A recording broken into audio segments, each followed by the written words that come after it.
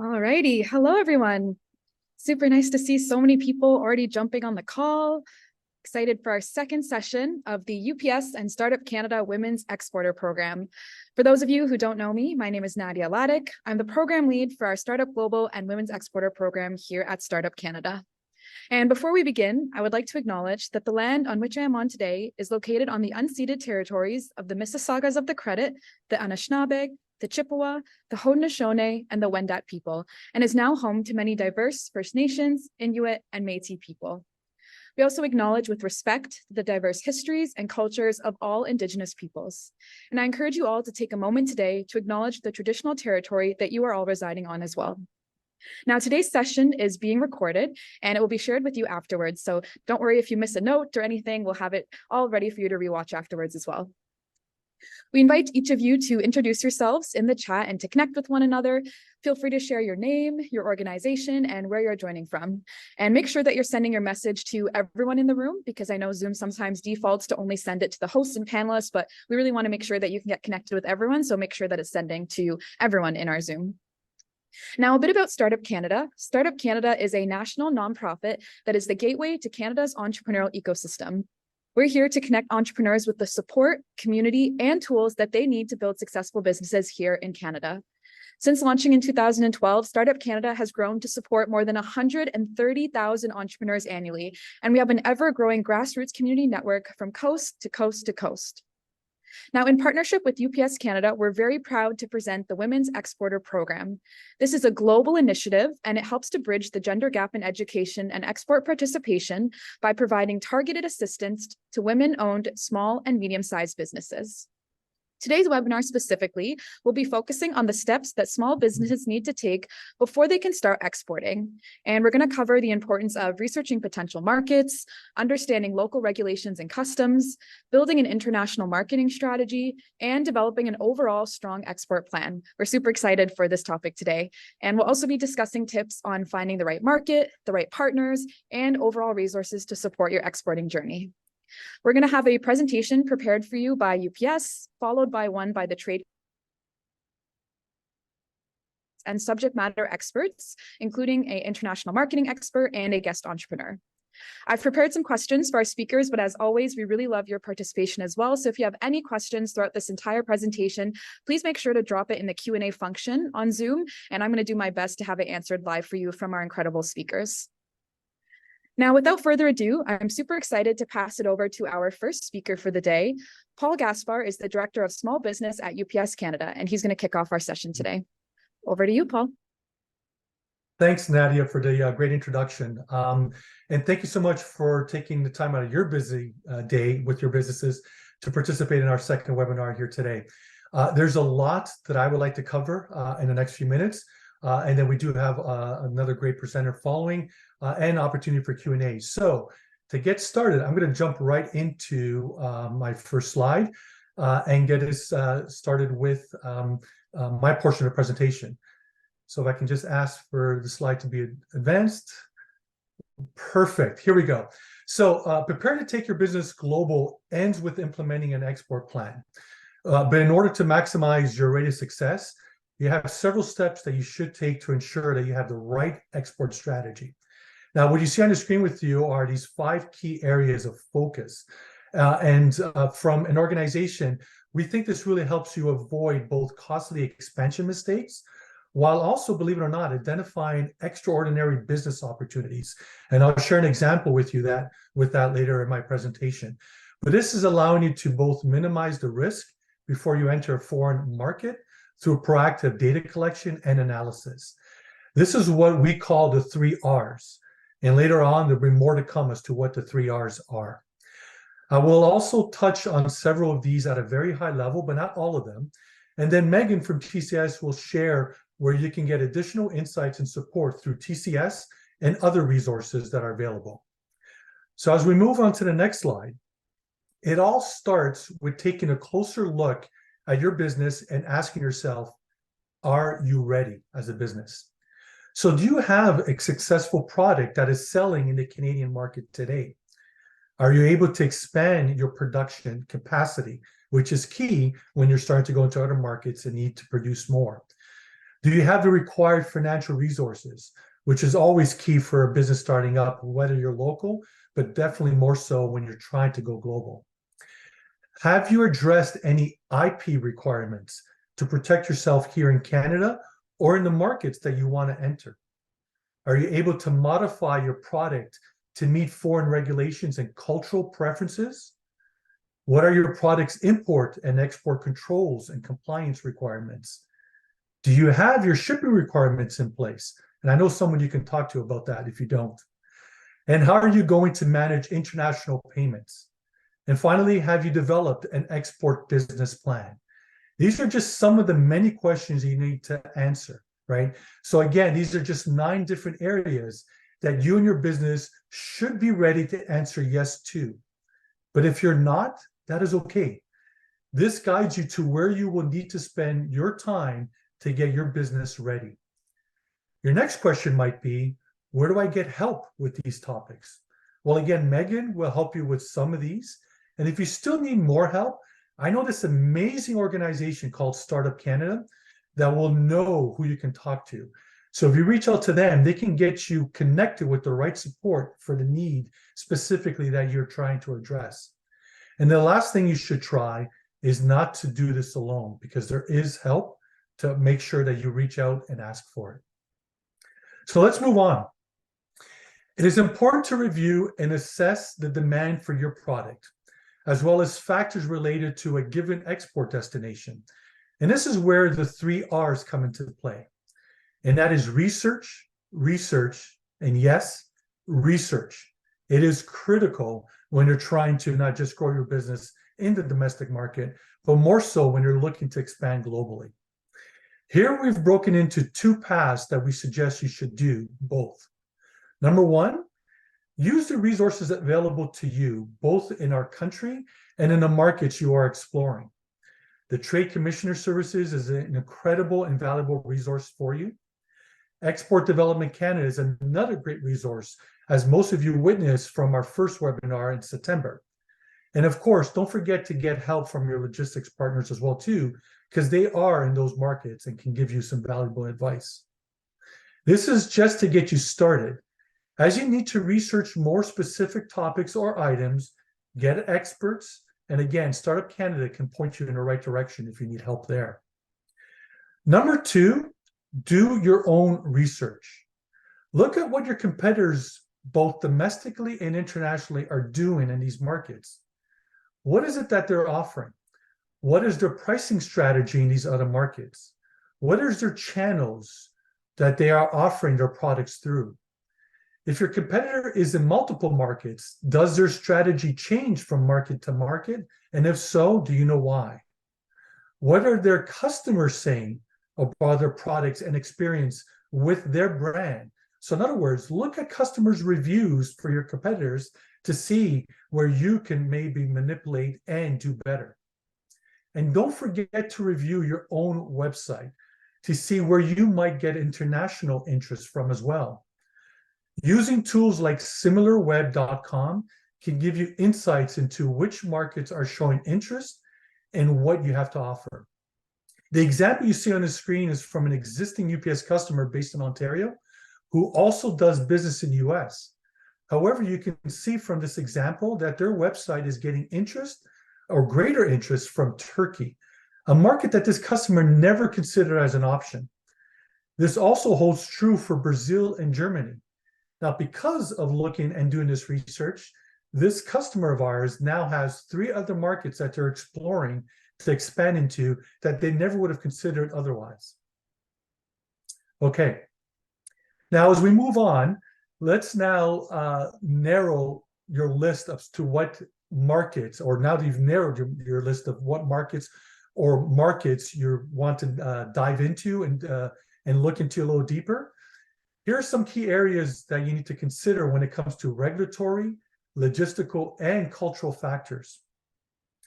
So just here are some questions to help you properly assess which market, or again, markets is best for you and your business.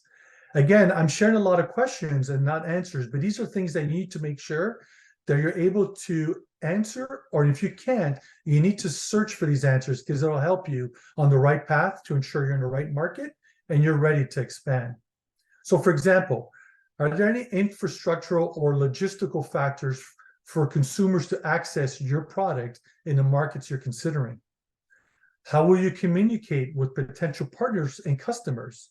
And what I mean is think of language, think of time zones. So not just how to communicate, when you're communicating with these potential customers in these other markets. Are there any Canada export controls for my product to the destinations that I'm considering? Are there import requirements that may necessitate an alteration of my product? So in these two questions, you need to understand both your export and your import requirements. How will after-sales service be conducted or customers' questions be addressed? How can you mitigate risk in case of shipping issues, non-payment, or other disputes that might arise? Are there reputable partners in market to support your company in the export-import process? Again, think logistical, customs, legal. These are all things they need to make sure you address. Is there a reputable, reliable, and knowledgeable local partner to support your market entry successfully? So some of these questions are not easy to answer. We know that. I can tell you a lot of these I can't answer as well too. But this is where you need to know that you need to get help. So where can you get help? Any ideas? Yeah, that's right. TCS, EDC, UPS, and of course, Startup Canada are just a few examples, and there'll be more that we'll share with you, that you can get help and the support that you need to answer these questions and make sure you're ready to expand your business. Now, when you get to the next slide, and before I continue with the rest of the presentation, I wanted to share specifically here, in case I guess if you're still unsure, what market or markets do I want to consider? If you're still confused as to where you really want to take your business, but you know you want to go global, one thing you need to consider is that our government has done a great job working with other countries and parts of the world to put free trade agreements in place to help Canadian businesses grow. What is special about FTAs? Well, great question. These are agreements with countries and territories that help eliminate tariffs and reduce red tape. Basically, these are countries that are saying, Canadian businesses, come do business here. They want you to do business in their country, so they make it easier and less costly to do so. So these are great places for you to look at as potential markets for your business. So take a closer look as an option for you. We currently have these 15 FTAs enforced, including, for example, CETA and CPTPP. Both of these are eliminating over 90% of the tariffs going into their markets, and combined, they provide about $1 billion, sorry, not $1 billion, 1 billion consumers that you can target your business and grow from.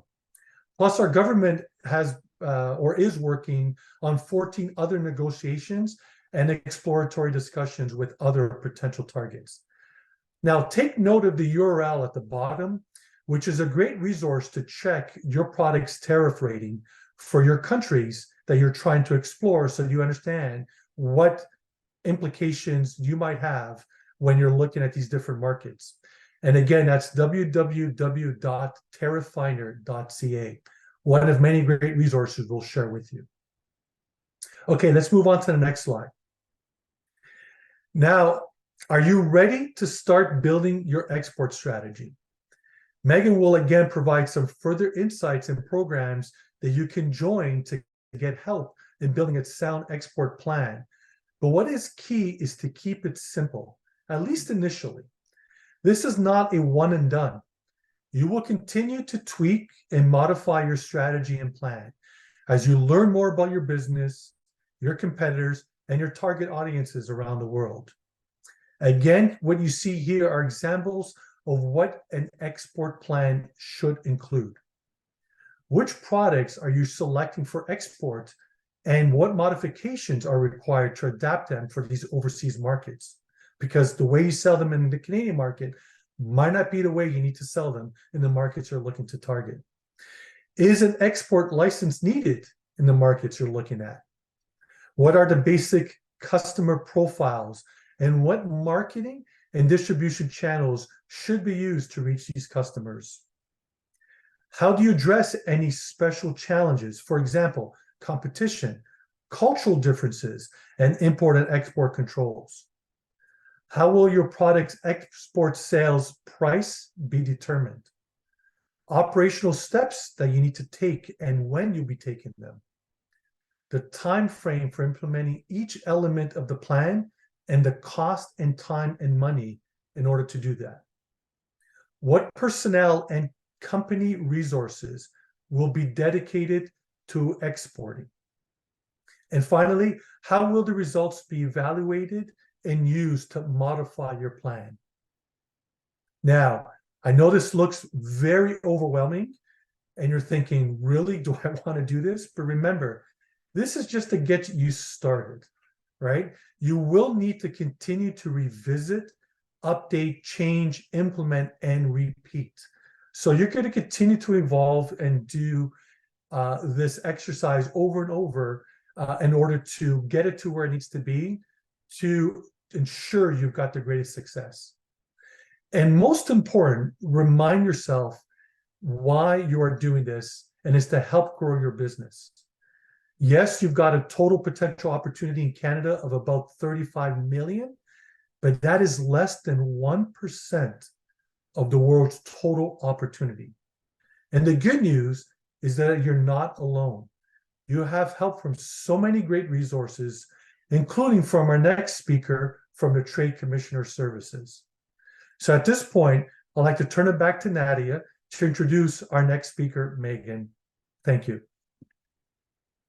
Thank you so much, Paul, for that presentation and for all of your insights. I know there was a lot of different material covered around assessing your export readiness, the importance of researching potential markets, and then ending off with the steps to building an export plan. And I know there was a lot of great things to think about, so don't worry. We also have the recording afterwards if any of you want to go back and listen to that again. So that was awesome. Thank you so much, Paul.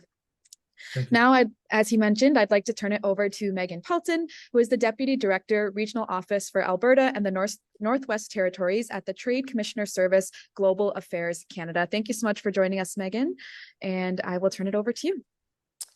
Thanks, Nadia. Great to be here. Just want to start by acknowledging that I'm joining today from the traditional territory of the Treaty 7 and Métis Nation 3 in Calgary, where I live, work, and raise my family. Thrilled to be here today and to see so many women exporters on the line. I'm going to go through a presentation as well. I don't know how many of you are already working with the Trade Commissioner Service, but I understand that most of you are companies that are quite early in your export journey. So I just want to provide kind of an overview of what the Trade Commissioner Service might be able to offer you.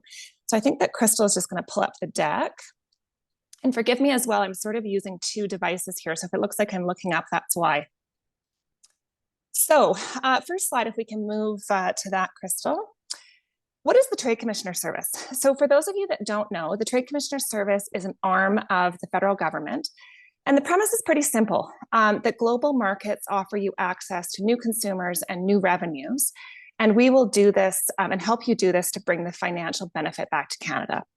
So the Trade Commissioner Service has been supporting Canadian SMEs for over 125 years. We serve over 10,000 clients every year with 1,300 trade commissioners worldwide. So that's in Canada, including at regional offices like mine, and also in our embassies and consulates abroad. TCS Insights can help Canadian companies to save time and money, and we try to really help you avoid those costly mistakes that you might otherwise make if you're just doing so by trial and error. Research shows that companies that use the TCS are more successful than companies that don't. The value of their exports is 18% higher, and they sell in 36% more markets. So if we move on to the next slide, the good news about the Trade Commissioner Service is that this is a free service for eligible Canadian companies. So if you are a company registered in Canada, if you have demonstrated a capacity for internationalization, and if you are a company that has a strong potential to add value back to the Canadian economy, you will very likely qualify for Trade Commissioner services. So if we move on to the next slide, what are the core services offered by the Trade Commissioner Service? There are 4 of them. The first is preparation for international markets. So as Paul spoke about, it's really about helping you to refine your international business plan. The second part is, or second core service, is market potential assessment. So where do you want to specifically export? Where are your niche markets? Where are you most likely to gain traction? How can you leverage, as Paul said, Canada's FTAs and other competitive advantages to help you in those markets? The third core service is about identifying qualified contacts. So who do you need on your team to make that market expansion successful? Do you need tax lawyers? Do you need translators, intellectual property advice, connection to potential buyers? Do you want us to help you vet potential partners that you might want to have a research partnership with or other types of partnerships? Our embassies and consulates can help you to do that. And the fourth main service of the TCS is commercial problem solving. So do you have a shipment that's stuck at the border and you might need help from the embassy? Is there a systemic market access issue that we need to know about that other Canadian companies might also be facing where we could potentially advocate on your behalf? So if we move on to the next slide, exporting is not for everyone. And I think that, that Paul covered this very well in his slides as well. So I won't go into too much detail. But when you're thinking about your export readiness, you really need to be asking yourself some of these main questions. First of all, do you have an export plan? You know, this is a very time and cost intensive endeavor, exporting. So if you're only half-heartedly doing this as a business because you got a lead, that might not bode well for you. And you may not really be thinking about the regulatory standards, the logistics, your in-market competition, et cetera. And if you don't already have an export plan, I'm going to talk about a really great program called the Trade Accelerator Program in a couple of minutes. But really the goal of that is to help you develop that export plan. Market research, really important. I think that Paul went into that very well. Your competitive advantage, you should really know, how is your unique value proposition going to land in a particular market in terms of your quality, price, uniqueness, innovation, and also production capacity. Do you have the capacity to rev up your production if you get a whole bunch of new international sales? You really need to think that through and think about how you're going to scale. And financing. It's very expensive and you need to be budgeting for costs like research, advertising, sales promotion, training, overseas agents if you need them, travel, protection of your intellectual property, etc. So I'm going to very quickly go through, if we go to the next slide, the supports that the TCS offers for early stage exporters. So this is just a list of the different supports that we offer, but I'll go into them very quickly so that you just get a sense of that. And then we can work individually with you if there are things that you're interested in. So if we move on to the next slide, the very first thing you should do, I invite you to poke around on our website. So if you go to tradecommissioner.gc.ca, you'll see a ton of resources there. Start with the export quiz. And that's really a quiz that's going to ask you a lot of those same questions that were in my previous slide that kind of get you thinking about these different aspects of exporting and if you're ready and if this is the right time for your business strategically. There's a step-by-step guide to exporting as well on the website. It is a little bit dated, but I think it's still really valuable information in terms of looking through what some of the different steps that you would need to think about while you're going through it. There's a lot of market intelligence on our website, including country and sector-specific information. So take a look in there, see where you think you might have some traction or some niche for your particular product or service. There are explanations of tariffs, sanctions, export controls on the website, and also more full information on Canada's FTAs and also our foreign investment agreements. Moving on, I want to talk about this Trade Accelerator Program because I think this will be very relevant to a lot of you. This is a program that is funded by the Government of Canada and it's administered by different trade and investment agencies across Canada. So here in Alberta, it is facilitated by Calgary Economic Development. In Ontario, it's the Toronto Board of Trade, but there are programs across Canada. So go to the website and you can see upcoming cohorts and application criteria for TAP programs in your region. It's a multi-week program. Some of them are offered virtually, some of them are offered in person, that helps your company to develop that international business plan. So more specifically, defining your growth strategy, identifying and analyzing your target market, completing your export plan, and identifying the resources that you need for international expansion. And I just want to say that this has been a hugely successful program. On average, TAP participants are reporting 21% greater sales in the year after they've completed the program. Their businesses have grown by an average of 3 FTEs, and a third of the companies have started exporting to new markets. So do consider this if you're just getting your export plan ready. Next slide. I also wanted to mention a resource that can help you with your export journey, which is the TCS regional offices. So there are 6 offices across Canada. We serve all markets in Canada, and our trade commissioners in each of these offices are sectorally based. So think of them as kind of your key account managers for the TCS.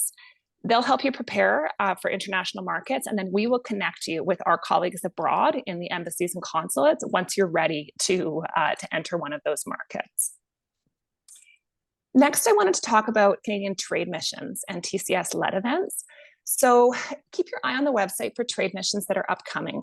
We have formal trade missions that are typically led by the Minister of International Trade or other senior officials, and they take a group of Canadian companies into a specific market. They're often, but not always, sector specific, and they have a full program that they run for them with business briefings, market presentations, networking events, B2B meetings, that sort of thing.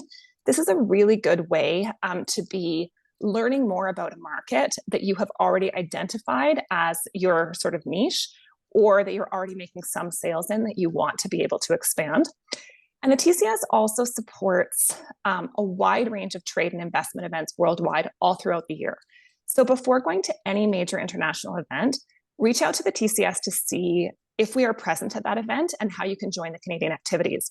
So if we have a Canadian booth on a trade show floor, you may be able to access that. We may be running business-to-business matchmaking meetings on the margins of shows, and there are other initiatives you can tap into. So don't think you need to go it alone. You can really try to leverage some of the things that are already taking place. Next, I want to briefly talk about funding. So our flagship program that I think will be of most use to many of you is called CanExport. So for approved projects, this is a 50-50 cost sharing program that helps offset the costs for you of entering a new market. So this could cover your business travel, your market research, intellectual property protection, legal advice, if you need to translate your marketing tools, that kind of thing. To be eligible, you need to have been incorporated for at least a year, less than 500 FTEs, and declared revenues over 100,000 in your last GST return. So just to know that the program is currently on an administrative pause, just because it's been fully committed for this fiscal year, but it will be reopening. So keep your eye on the website for more information on that. And I also just want to mention a number of provinces have similar funding programs. So keep an eye on provincial programs that may also be able to help you. And sometimes they have different thresholds. So if you don't qualify for CanExport, for example, you might qualify for another program. The next slide is about free trade agreements. I think that was very well covered. So I'm going to just skip over that, but just to be aware that these free trade agreements exist and that you should be leveraging them wherever possible. I also just wanted to mention, and I think it's probably not, well, some of you may be in this category at this point, some of you may not, but just wanted to mention as well that we have this fantastic program called the Canadian Technology Accelerator Program. It's a non-equity accelerator program that's designed for Canadian companies in life science, clean tech, and ICT. So it's all about scaling technology and products. And it's done through growth hubs worldwide, and we run these accelerator programs. So just be aware that this exists. They're through global tech hubs, as I said, around the world, and we're expanding into new ones in the future. So keep your eye on the website if this could be potentially of value to your company. Lastly, I just wanted to talk about some of the dedicated services that the TCS is offering for women entrepreneurs and other diversity groups. Canada is advancing an inclusive approach to trade, and we want to make sure that the benefits and opportunities that are flowing from trade are more widely shared. And we know that a number of groups are underrepresented in international trade, and this includes women, Indigenous people, LGBTQ+ community, Black, and other racialized entrepreneurs, and also youth. So we're tailoring some of our programming to try to help these underrepresented exporters to reach those international markets. So for example, we have champions in each of our regional offices across Canada that are working to advance the inclusive trade agenda and working a bit more closely with these entrepreneurs. We do have group-specific business delegations and trade missions, so please do keep an eye on the website to see when those are being run and where. Supplier diversity initiatives, accelerator programs targeting specific groups.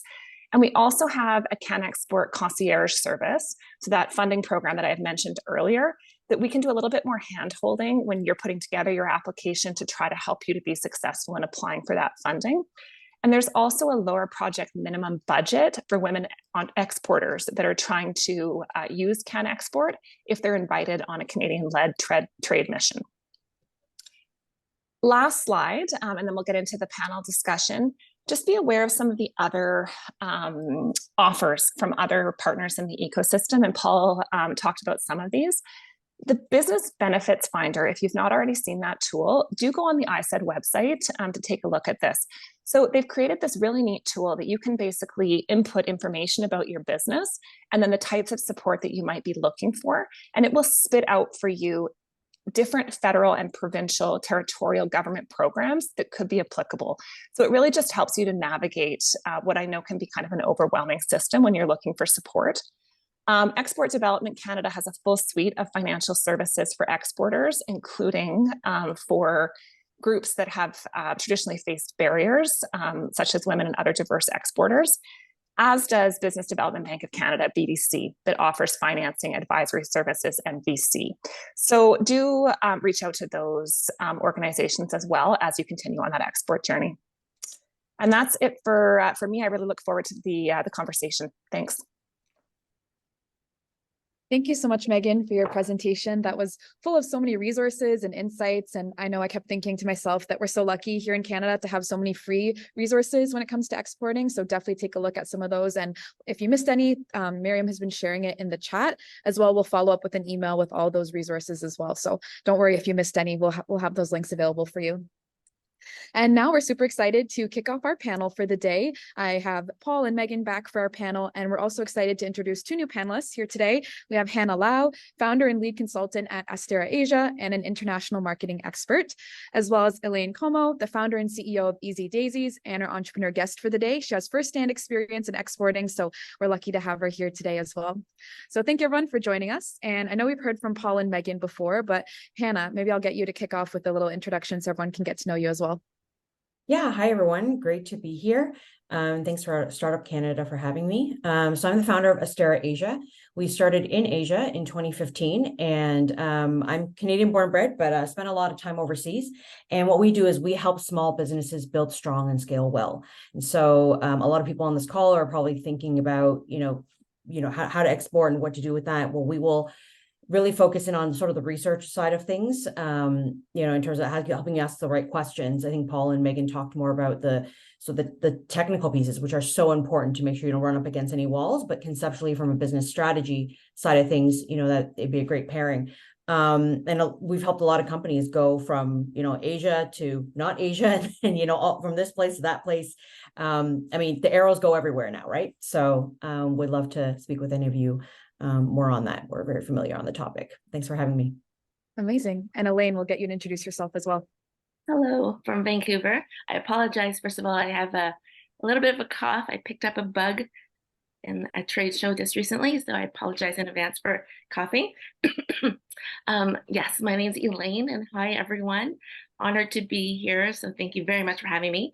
I am the founder of Easy Daisies. It's a company that creates product solutions to help families and educators help children become more confident, cooperative, and independent with their days so that everyone can have easier days, hence the name Easy Daisies. Amazing. Thank you so much. Now, I actually wanted to kick off the panel with a question we got from our audience. I think it's a really great question from Betty. She was wondering, I believe maybe it was in Paul's presentation or in Megan's, we mentioned around demonstrating capacity for internationalization.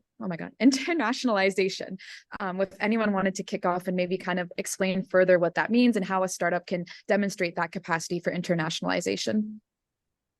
I can maybe start off with that one. I think the biggest thing is dedicated resources. So I would say both in terms of personnel and money, we need to know that that this is a priority, because I mean, and it shouldn't be a priority for every business. But when it is a priority for your business, we need to know that you have the resources to dedicate to make this successful, because for all the reasons that we've discussed, this is complex. And if it's something that's kind of being done off the side of a desk, or it's, maybe we'd like to sell into country X, it probably is not going to be as successful. So I think that's a really great question. And it looks a little bit different for everyone, but I wouldn't say that it is necessarily the size of the business. It really is the dedication to wanting to internationalize and to having a product that is going to gain traction in an international market. I don't know if you have anything to add, Paul, on that. No, Betty, it was great. But every time I see this topic or this, and I see Betty's next question on here as well too, specifically to e-commerce, it reminds me, and I'm going to sidetrack you a little, reminds me of a UPS commercial, one of my favorite ones that we had years ago, just when e-commerce was starting. And basically, let me just frame out the commercial for you. It's an empty warehouse. There's a desk, there's a computer on it. Can you imagine the computer? It's a big brick. So we're talking a long time ago. And there's 3 people, business owners around this, and they just launched their website and they're excited. And there's a shopping cart and you see, boom, 1 pops in and they're like, oh yeah, we got it for sale. And then it jumps to 10 and they're like all excited. Then it jumps to 1,000.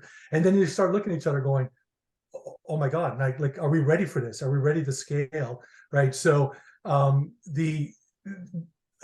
I hear this, I always talk about the fact that it doesn't matter what your size, and you just said that, Megan, but you really need to make sure that as you go into these markets, you don't want to put the cart before the horse of making sure that you already got all the products to go if it's not right for the market and there's no interest for it.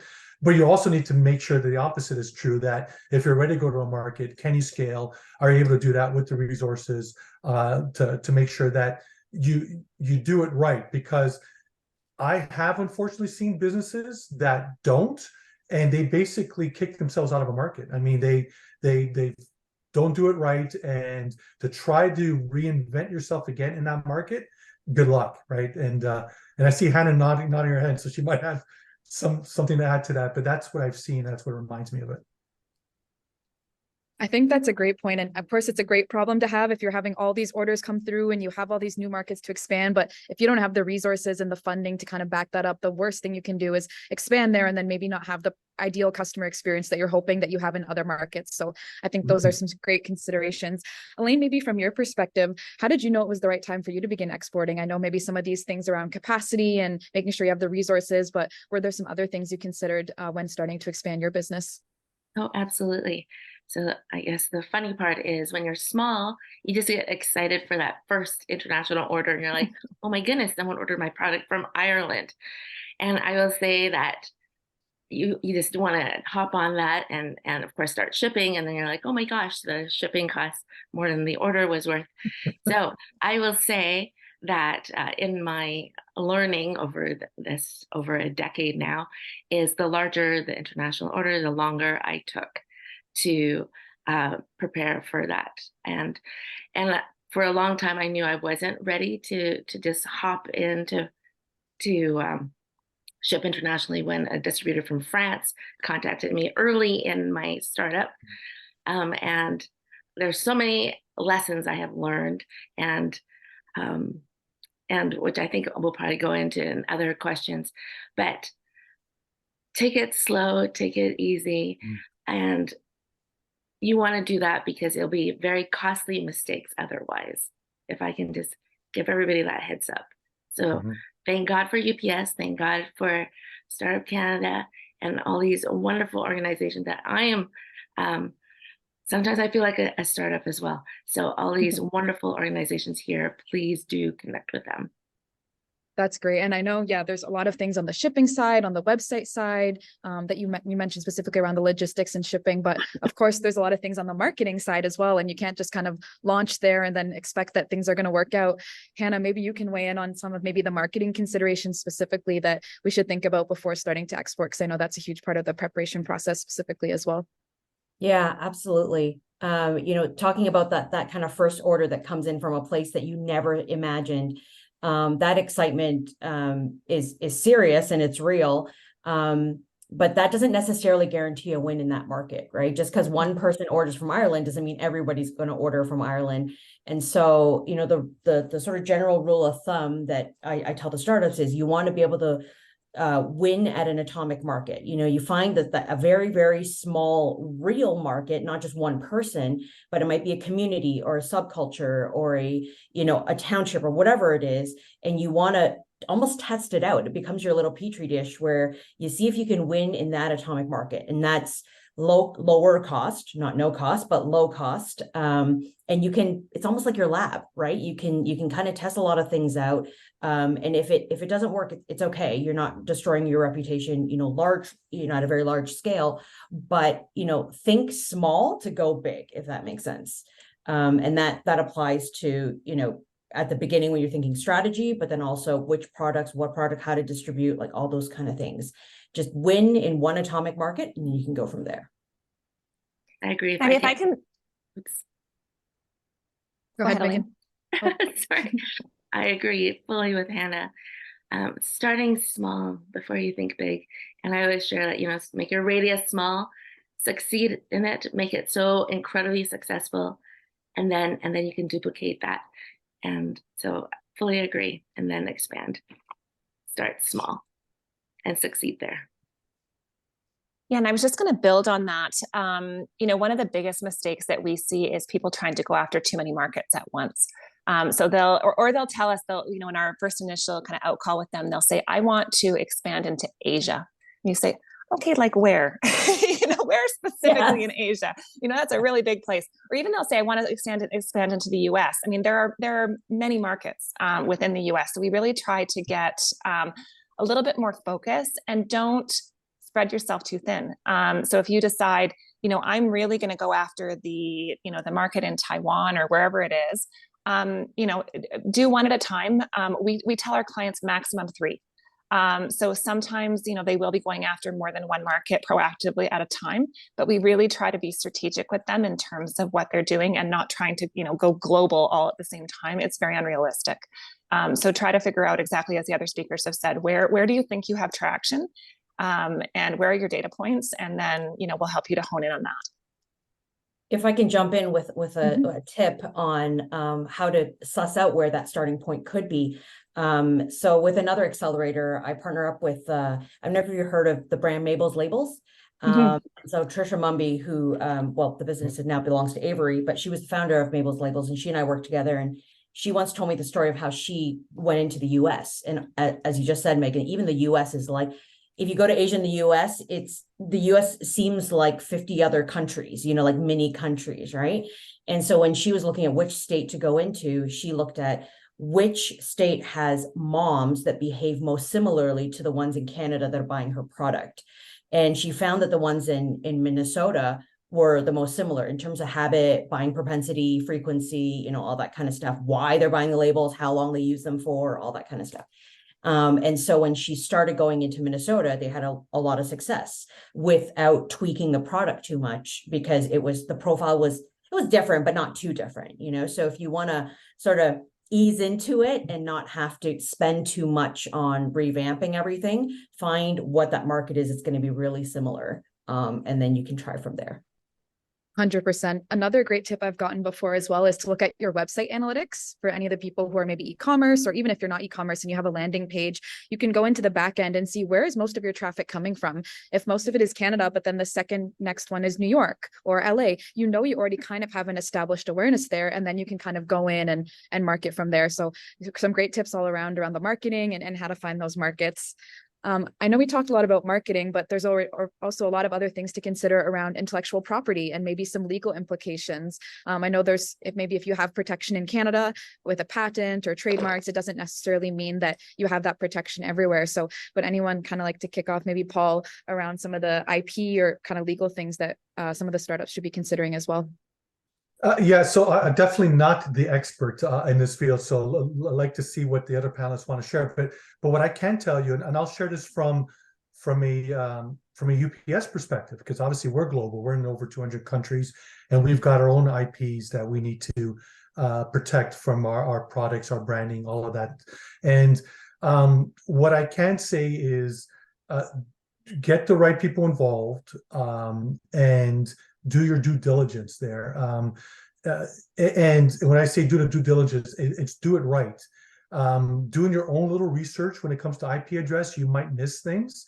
You really got to understand what it takes. And the other challenge is in certain markets, you know, enforcing IP is not necessarily the same as in other markets, right? So again, if that is something very important to you and your business, that is something you need to consider as to what are the IP regulations in those markets, how are they enforced, what are the outcomes and steps I can take if there's any concerns, because it does change from market to market.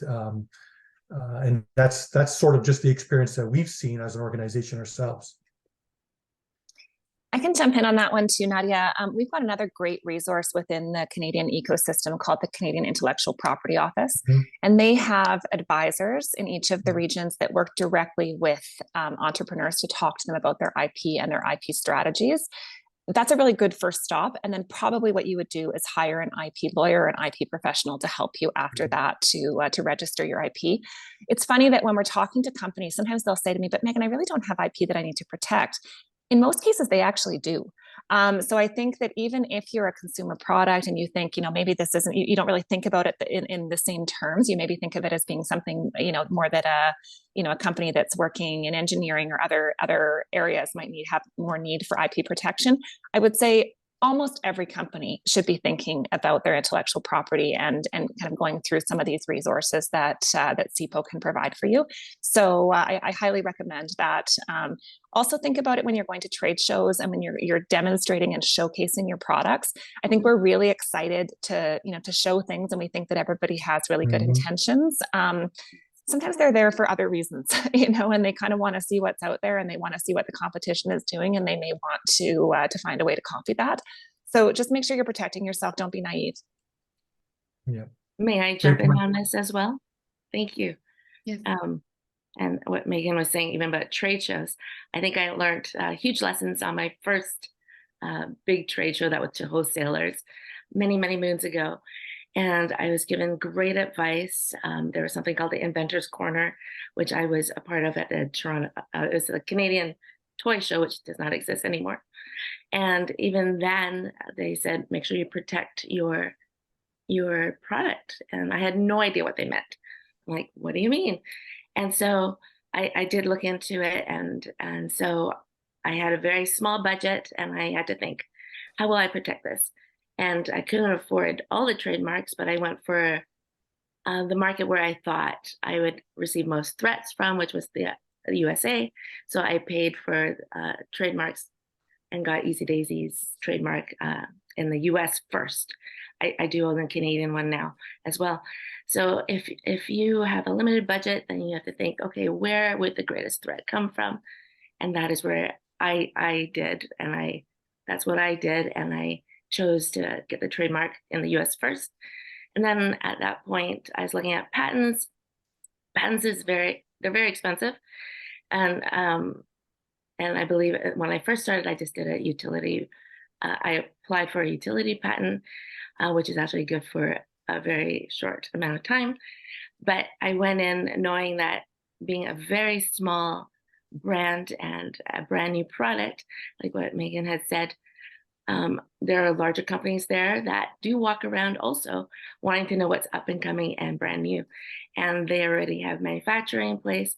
It's so easy for them to just create anything at a snap of a finger. So do find ways to protect yourself. And over the years, I had so many people say, it's copyable, but you have to take it as a compliment when that happens, as much as it feels like a dagger in your heart. But it is first to shelf. So just keep all of that in mind and plan wisely. Planning is important. 100%. I love that tip around prioritization. And if you have that small budget where you can kind of look at the threats and see where it's coming. I think a big thing people always miss as well is it's not only protecting yourself, but seeing if you're going to be infringing on someone else. That's also a big part of IP is, doing that reverse patent search, see if there's other patents out there on something similar. Maybe it wasn't in Canada, but it is in a different market. Maybe there wasn't a trademark in Canada, but there's a trademark in the US that you need to be aware of that's similar. So also remembering to do it on the reverse side as well. We've gotten some really great questions in the chat, and I wanted to pick on one particular was around, we've been talking about exporting globally, but also even just exporting within Canada. Maybe there's a business in Ontario that wants to start to go to BC or wants to go up north, wants to go out east. How can we start to think about, having traction within Canada and exporting? Do you have to have traction in every province before you go global? Do you just have to win at one province? Hannah, I'll turn it over to you. Maybe if you have some specific ideas around exporting within Canada specifically. Yeah, I was actually just typing the answer in there as you're talking. So now I'll give you the audio version. My answer to that person's question was from a marketing standpoint, would love to hear everyone else on the panel as well. From a marketing standpoint, I would say, I don't think you do need to win in all provinces in Canada to say that, you've done it in Canada and therefore, mainly because the landscape of Canada is so diverse, right? And so the example I gave in the answer I just typed was, maybe Toronto is more similar to Sydney, Australia than it is to a place in Northwest Territories. Well, if that's the case, if you found success in the Toronto market and you found another market somewhere else in the world that's really, really similar and you feel like it's worth trying it there, then no, you don't need to be successful across Canada. And Canada's just a very big place and very diverse, and the landscape is so different. So that would be my answer to that. Yeah, I mean, I could tell you from, again, dealing with a lot of our small business customers, the norm is that they're established in a part, if not the entire country, before they go outside of Canada. But there are hundreds, if not thousands, of examples of the opposite, of customers of ours that, they've got a product, they're local, they're getting ready to go within our Canadian market, but for one reason or another have got wind that their product is going to do well in some other market. They do their due diligence and they're in those markets, in some cases before they even launch in Canada. And we know of brands that are great Canadian brands, but are much bigger in other markets. Not just because other markets in some cases are bigger than Canada, but just because their product is needed. One example that comes to mind that maybe most of us know, it would be Lush, right? So Lush, great BC cosmetic company, by far their largest market is in Brazil. And Brazil is a market where cosmetics is a very high product or a high market. There's a lot of brands in there, and they do really well there. They do better there than they do in any other market. At least they did. Haven't been in contact with them recently, but those are examples of what we see where, again, they're typically are local, but I can think of a few other customers right now where, they're in the US or other markets, and they started there at the same time or in some cases before and doing really well because there was just a demand. They recognize that, they do their due diligence, and that's where they are today. Amazing. Yeah, I love all those answers. I think there's always a lot of similar markets, even if you think New York, Toronto, or maybe Washington and Vancouver, there's kind of ones that are similar in regional areas. So trying to think about that, you don't have to be everywhere in Canada before kind of going outside. I know we're coming up close to the end of our panel, so I want to make sure we can ask one more question. And I know there's amazing engagement in the chat, amazing overall questions being answered. So thank you so much for everyone for contributing those. I think I'm going to get each person to answer this. I know some of the people have shared in the chat, there's so much to think about. There's so many resources. It's so overwhelming. If you could give each of our panelists, if you could give one piece of advice to an entrepreneur who's excited to export, is ready on where to start or what they should be thinking about, or if they're overwhelmed, some advice around that. What is that one piece of advice you'd like to give? And I'll start with Elaine. I know you have the firsthand experience exporting. Well, it's I'm learning always every day and as I go. And the US was my first big export, and then I did end up licensing to a company in the US. So they took over manufacturing and distribution there. But if I could say, if there was like 4 things you want to keep in mind when you're exporting, is that first one is make sure there's a demand. As excited as you're like, oh yeah, I want to explode into the USA or into Australia, is number one, is there a demand? There has to be a really big demand. So like Nadia said earlier, like not just one order, or actually maybe Megan had said that. So make sure number one is there's a demand. Number 2 is make sure that your production for your product is solid, and have 2, and this is something I've learned over the years, is have 2 ways to manufacture. In case one folds, you got a backup. So just keeping that in mind, number 1 is demand. Number 2, have 2 production facilities that you can rely on. Number 3 is distribution. And I say when I say 3 is have 3 channels. And so that you're not putting your eggs all in one basket. And you can write to me later, find me on Instagram, and I could go further into what I mean by 3 distribution channels, so that, because things happen, pandemics happen, lots of things happen.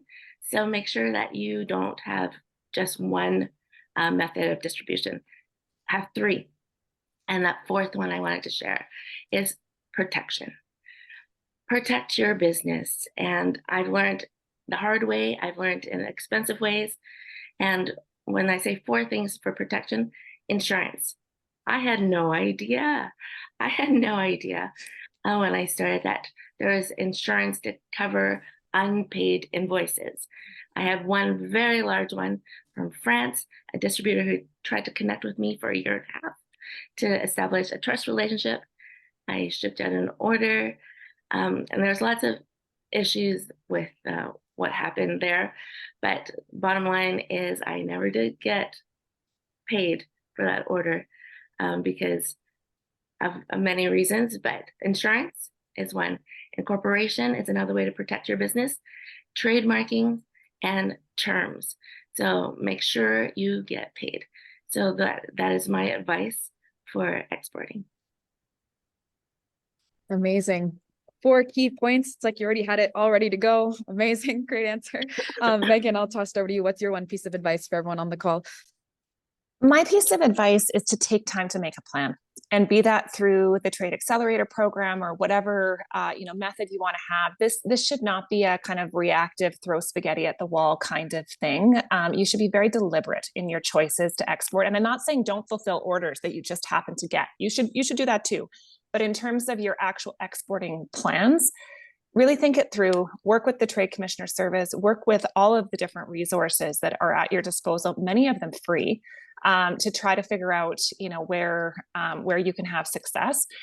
We want you to succeed. I mean, a success for a Canadian company is a success for Canada. So just know that there's a whole cheering squad that is in this country rooting for you and ready to help you.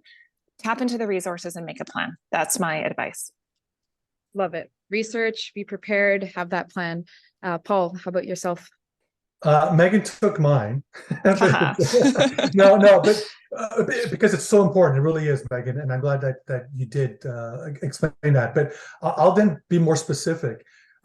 In doing that, really think of the logistics side of it, and I can speak to that for an hour, because logistics tends to be an afterthought. I talk to a lot of small businesses, and I know the importance of human resources, your capital, your brand, your sales. I get all of that. But then at the 11th hour, you've got orders to fulfill, and you now realize that shipping is more expensive than the product that I'm shipping to. And what are the shipping terms? And when is the customer really going to get it there? Do I have a cheaper alternative? Yes, I do. It's called ocean freight. Well, what do you mean it's going to get here in 3 months? So there's all of this stuff that you need to understand from the logistics side of it. And again, don't try to be an expert of it. Just go talk to whoever your logistics provider is and ask all of those hard questions, but do it now. Don't do it at the 11th hour, which a lot of businesses do, because then it's going to add delays, which is going to add cost and add time as well. 100%. Great advice. And Hannah, to close off our advice session.